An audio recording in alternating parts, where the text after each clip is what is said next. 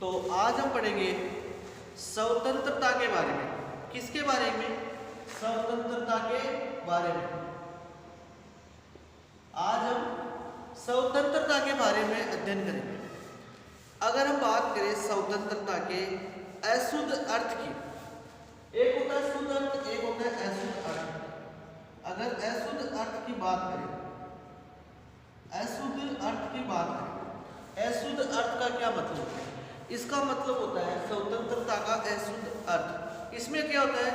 इसमें मनमानी लोग क्या होते हैं, इसमें किसी भी प्रतिबंध का पूर्ण अभाव रहता है। इसमें क्या लोग मनमानी करते हैं, मनमानी करते हैं, पूर्ण अभाव रहता है, प्रतिबंध कोई नहीं रहते, इसमें प्रतिबंध नहीं रहते, इसमें निरी अराजकता रहती है। इसी स्थिति में लोग कहते हैं जो जंगल में होती है वही अशुद्ध अर्थ है। जंगल में क्या जानवर इधर से उधर भटकते रहते हैं। क्या करते हैं? जानवर इधर से उधर भटकते रहते हैं जो जंगल में रहते हैं, जहाँ किसी का कोई बंधन नहीं है, जो मर जाए वैसे करो। ये तो हो गया अशुद्ध अर्थ। इसी को क्या कहा गया? इसी अशुद्ध अर्थ को प्राकृतिक स्वतंत्रता भी कहते हैं। क्या कहते हैं? प्राकृतिक स्वतंत्रता भी कहते हैं। इसी अशुद्ध अर्थ को प्राकृतिक स्वतंत्रता भी कहते हैं। अब क्या होता है ऐसी स्थिति में? क्या होता है न तो सही या गलत। क्या होता है ऐसी स्थिति में? क्या होता है न सही का पता होता है, न ही गलत का पता होता है, अर्थात न उचित का पता होता है, न अनुचित का पता होता है। ऐसी स्थिति में क्या होता है न सही का न गलत का, किसी चीज का कोई पता नहीं होता है, न उचित न अनुचित। जो वेद हो चाहे अवेद हो, इनमें अंतर ही नहीं होता है, सही गलत का अंतर नहीं होता है। वेद अवेद का इसका भी अंतर लोगों को मालूम नहीं होता है, क्योंकि लोग जंगल में रहते हैं। जो जंगल में रहते हैं वैसी स्थिति होती है स्वतंत्रता के अशुद्ध अर्थ की। इसमें जो मनमानी है वही करते हैं। इसमें जिसके पास ताकत है, जो बलवान है, वो चाहे करे वैसा ही करना पड़ता है। जो शक्तिशाली है, ताकत है, इसी जो चाहे वो ही करना पड़ता है। अब इसी को क्या, इसी अशुद्ध अर्थ को होब्स ने क्या कहा? होब्स ने इसी अशुद्ध अर्थ को होब्स ने लाइसेंस का, क्या कहा? लाइसेंस। एग्जाम में सिंपल सा क्वेश्चन आएगा, होब्स ने इस अशुद्ध अर्थ को, स्वतंत्रता के अशुद्ध अर्थ को क्या कहा? लाइसेंस कहा। क्या कहा? लाइसेंस कहा। अगर ऐसी स्थिति है तो क्या होगा? मनुष्य क्या रहेगा? अगर ऐसी स्थिति है तो क्या रहेगा? मनुष्य क्या रहेगा? मनुष्य अकेला रहेगा, मनुष्य गंदा प्राणी, विवश, पशु तुल्य या छोटा। क्या रहेगा? ऐसी स्थिति में मनुष्य क्या रहेगा? मनुष्य अकेला रहना पसंद करेगा, गंदा आदमी है, विवश, पशु के समान है और छोटा है। तो इस आधार पर इसी को जंगल की स्वतंत्रता भी कहते हैं। जो प्राकृतिक स्वतंत्रता है इसे क्या कहा जाता है? इसे जंगल की स्वतंत्रता भी कहा जाता है। क्या कहा जाता है? जंगल की स्वतंत्रता भी कहा जाता है। इसी प्राकृतिक अवस्था को क्या कहा जाता है? जंगल की स्वतंत्रता कहा जाता है। ये तो था अशुद्ध अर्थ।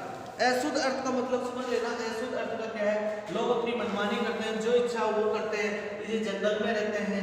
इसमें क्या लोगों को सही गलत का पता नहीं रहता है, उचित अनुचित का पता नहीं रहता है, लोग वेद अवेद को नहीं मानते, इसमें अंतर नहीं कर पाते हैं। इसी को अशुद्ध अर्थ को, इसी स्वतंत्रता के अशुद्ध अर्थ को प्राकृतिक स्वतंत्रता कहा जाता है। और इसी प्राकृतिक स्वतंत्रता को जंगल की स्वतंत्रता भी कहा जाता है। क्या कहा जाता है? जंगल की स्वतंत्रता भी कहा जाता है।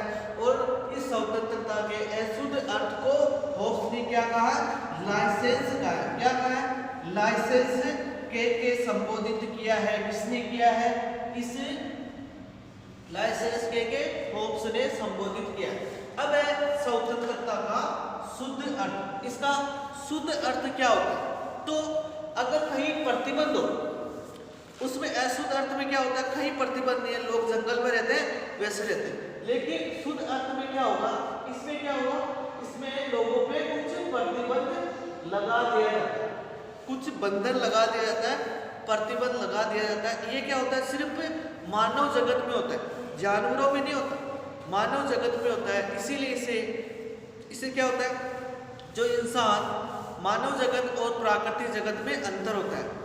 जो मानव जगत है और प्राकृतिक जगत है, इसमें अंतर होता है। मनुष्य के समाज में रहता है। इस शुद्ध अर्थ को समझने क्या है, जिसमें प्रतिबंध होते हैं, लोगों पे बंधन होते हैं, ऐसा नहीं करना चाहिए, ऐसा करना चाहिए। शुद्ध अर्थ किसका, स्वतंत्रता का शुद्ध अर्थ। इसमें क्या है, इसमें लोगों पे प्रतिबंध लगा होता है, बंधन लगा होता है, ऐसा करना चाहिए या ऐसा नहीं करना चाहिए। कैसे, मनुष्य क्या समाज में रहता है। मनुष्य कहाँ रहता है, समाज में रहता है। समाज में क्या नियम बने हुए हैं, क्या मनुष्य कहाँ रहता है, समाज में। मनुष्य समाज में रहता है, समाज के क्या नियम बने होते हैं। इन्हीं नियमों को नैतिकता कहा जाता है। याद रखना, मनुष्य कहाँ रहता है, समाज में रहता है।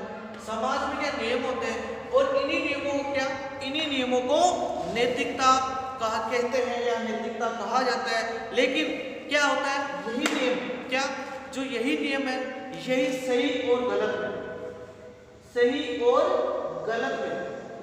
यही क्या करते हैं, सही और गलत, उचित या अनुचित में अंतर कराते हैं। कौन सा कार्य सही है और कौन सा कार्य गलत है। लेकिन राज्य भी अपने नियम बनाता है।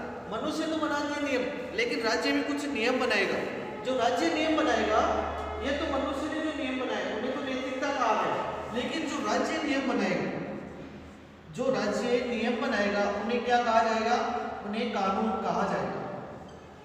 मनुष्य ने जो नियम बने उन्हें तो नैतिकता कहा गया, लेकिन जो राज्य ने नियम बना दिए उन्हें क्या कहा गया, कानून कहा गया।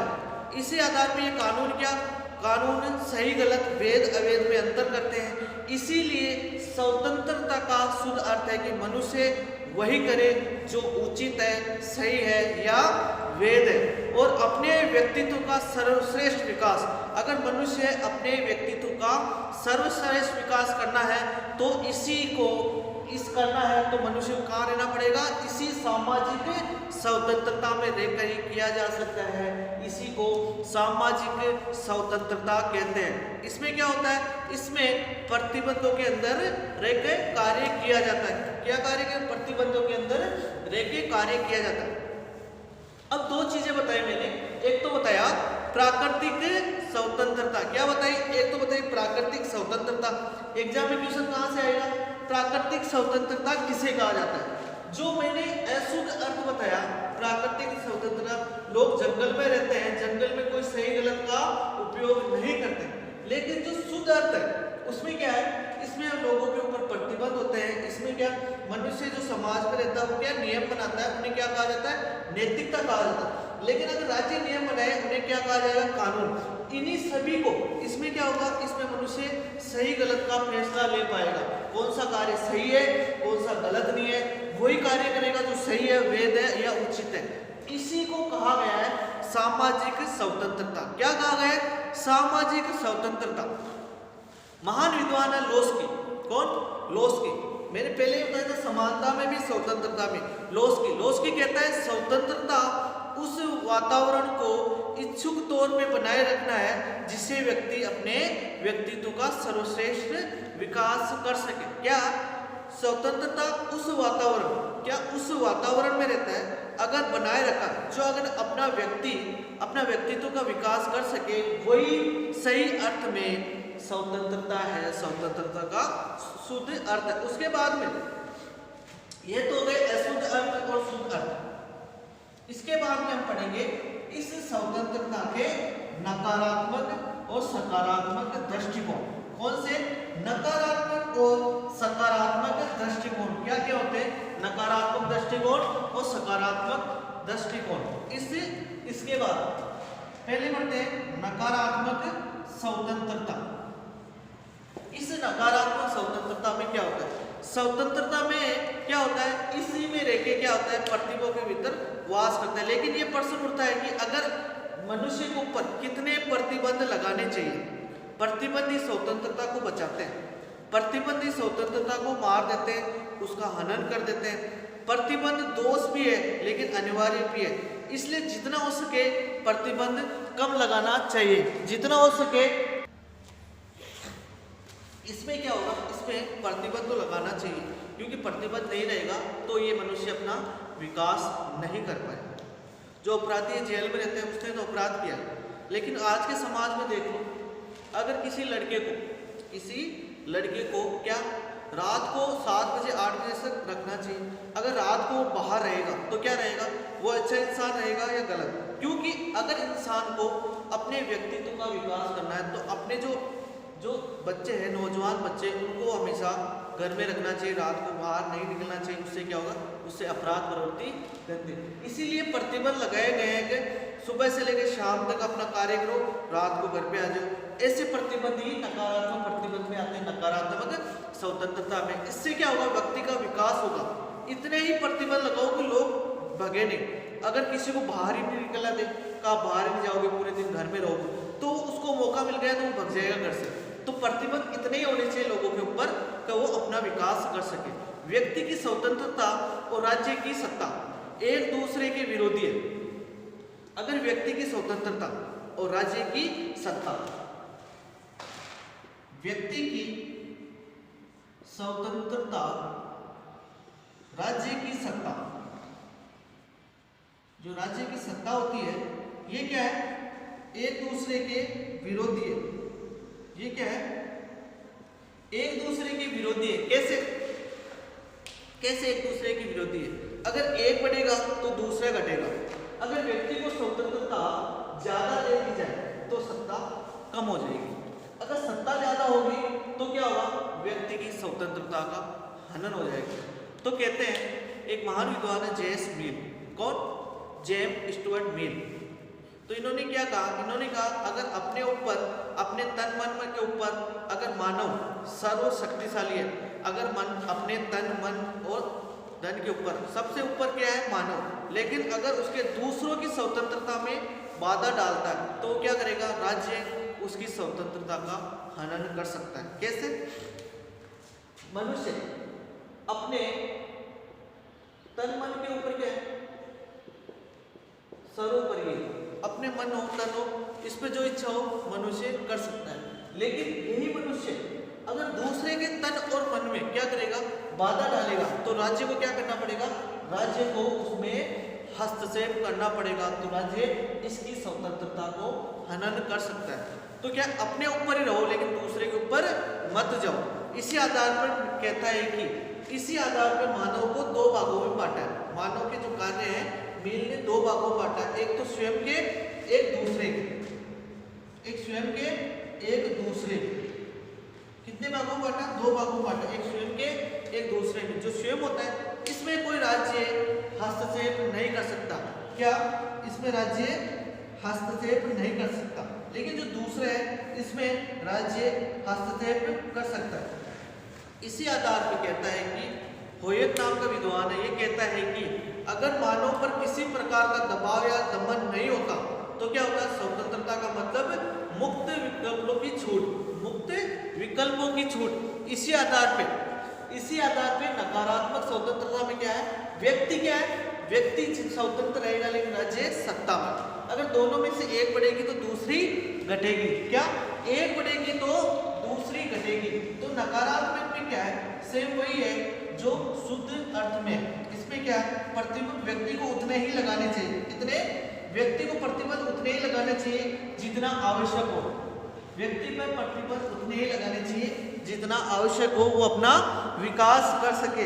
इतना प्रतिबंध नहीं लगाना चाहिए कि व्यक्ति घर से ही भाग जाए। इतना प्रतिबंध नहीं लगाना चाहिए कि व्यक्ति घर से ही भागना चाहिए। इसीलिए व्यक्ति पर क्या है, प्रतिबंध बहुत कम लगाने चाहिए। इससे क्या हो गया, व्यक्ति अपना विकास कर पाएगा।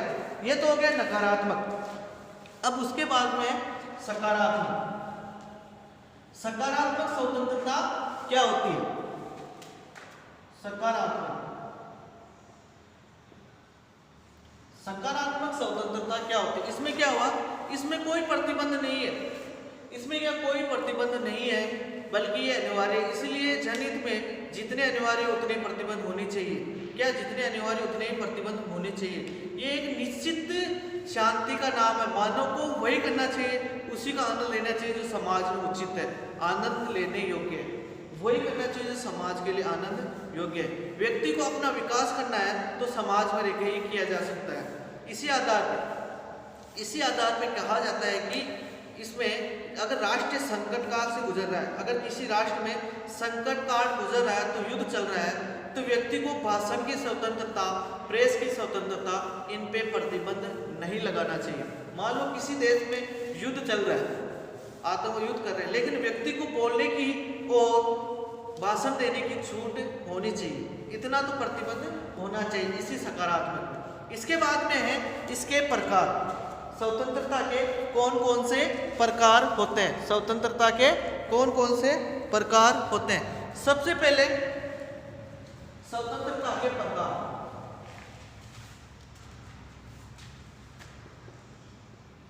स्वतंत्रता के प्रकार, इसमें सबसे पहले है प्राकृतिक स्वतंत्रता। कौन सा? प्राकृतिक स्वतंत्रता। पहला कौन सा है? प्राकृतिक स्वतंत्रता। इसमें वही पहले मैंने बताया जो अशुद्ध अर्थ था स्वतंत्रता का, इसमें क्या, ये जंगल की स्वतंत्रता है। इससे क्या हुआ, इसने होब्स ने इसको क्या प्राकृतिक अवस्था लाइसेंस का, इसको क्या कहा, होब्स ने क्या कहा, लाइसेंस का।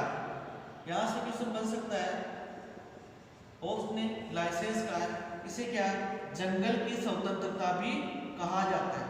क्या कहा जाता है? जंगल की स्वतंत्रता भी कहा जाता है। तो प्राकृतिक स्वतंत्रता वही इसका स्वतंत्रता का अशुद्ध अर्थ। उसके बाद में है सामाजिक स्वतंत्रता।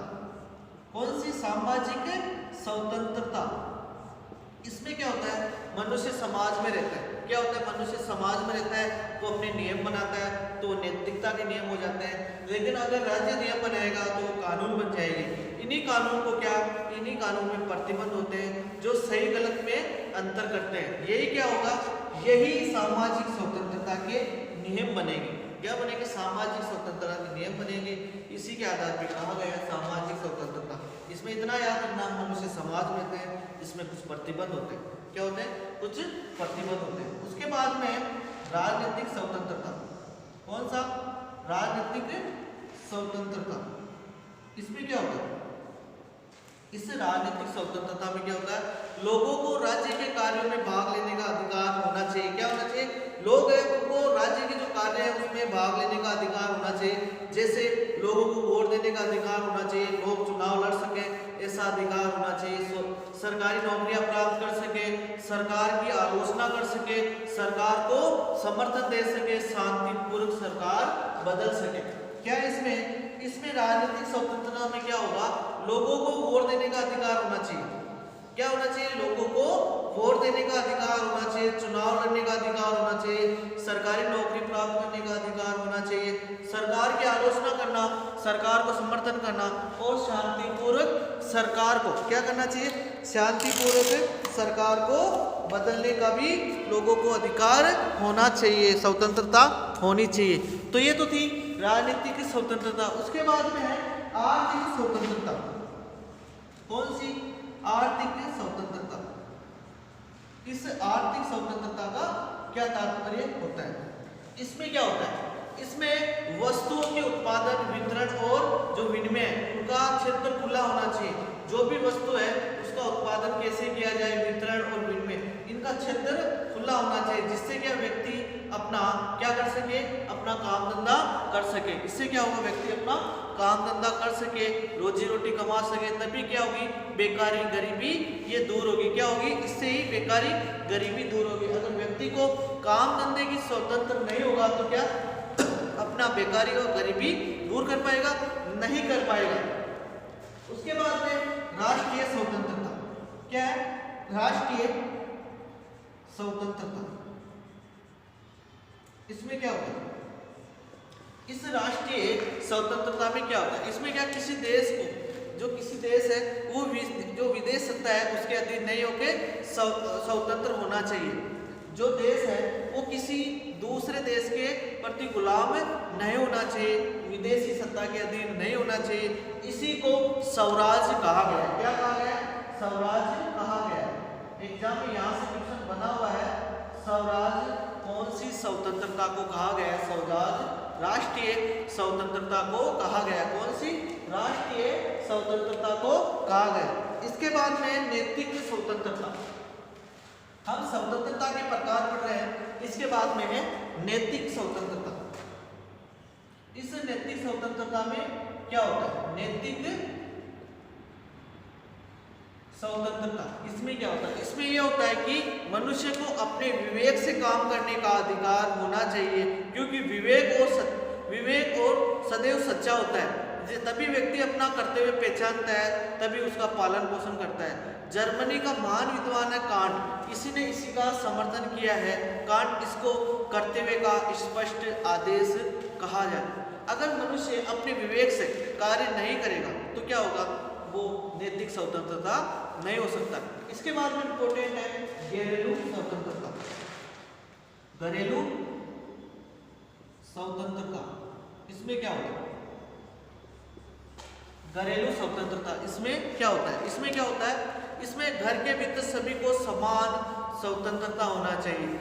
इसमें क्या होगा? ताकि पति और पत्नी, बच्चे ये किसी प्रकार का दमन महसूस नहीं करें, उनको घटघुटन नहीं हो। घरेलू स्वतंत्रता में क्या है? जो घर के अंदर रहते हैं पति पत्नी या बच्चे, इनको क्या किसी प्रकार का दबाव का महसूस नहीं कर सके। तो ये थी